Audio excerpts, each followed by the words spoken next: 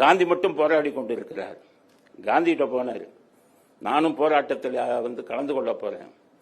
எப்படி போராட போறீங்க நீங்கன்னு கேட்டார் காந்தி. அவர் சொன்னார், அஹிம்சை. அஹிம்சைனா இப்ப நீங்க போராடி போறீங்க, வெள்ளைக்காரன் லத்தியில மண்டையை உடைக்கிறான், அப்ப என்ன பண்ணுவீங்கன்னாரு. காந்தி சொன்னாரு, ரத்தத்தோட நம்ம ஜெயிலுக்கு போகணும் அப்படின்னு சொன்னார்.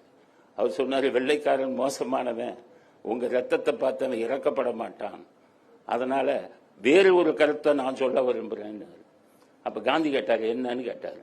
நம்ம வீட்டுக்குள்ள ஒருத்தன் வந்துட்டான், என் வீடுங்கிறான், அவன் என்ன பண்ணுவீங்க? அடிச்சு துரத்துவோம் இல்ல? அதே மாதிரி நம்ம நாட்டுக்குள் நுழைந்த வெள்ளையனை அடித்து துரத்த வேண்டும், அதுதான் என்னுடைய பாணி. என்ன சொல்றீங்க? காந்தி முடியாதுன்னு.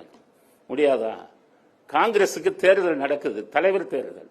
நான் என்னுடைய சித்தாந்தத்தை வச்சு நான் நிக்கிறேன் எலெக்ஷன்ல. உங்கள் சித்தாந்தம் அஹிம்சாவை வச்சுக்கிட்டு நீங்க எலெக்ஷன்ல நில்லுங்க. 2 பேர்ல யாரு ஜெயிக்கிறாங்களோ அவங்க சித்தாந்தத்தை நம்ம பின்பற்றலாம் அப்படின்னு சொன்னார். காந்தி எனக்கு எலெக்ஷன்ல நிக்க முடியாது, என்னுடைய பிரதிநிதியை நிறுத்துறேன்னாரு. அப்ப நேதாஜி எழுப்பிய குரல், காங்கிரஸ் கட்சி தலைவர் தேர்தலில் அஹிம்சாவா இல்ல வெள்ளைக்காரனை அடித்து துரத்தணுமா, 2ல ஓட்டு போடுங்கன்னாரு. நேதாஜி மிகப்பெரிய அளவுல ஜெயிச்சார். ஆனா நேதாஜி ஜெயிச்ச உடனே யாருமே ஒத்துழைப்பு கொடுக்கல, காங்கிரஸ் எல்லோரும் ஒதுங்கிட்டாங்க.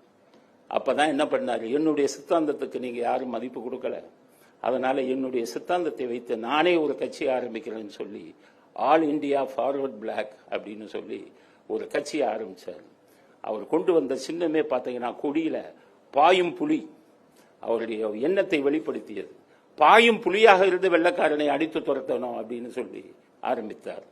அந்த நேரம் 2வது உலகப் போர் வந்தது. எதிரிக்கு எதிரி நமக்கு நண்பன், அதுதான் அவருடைய வேதாந்தம்.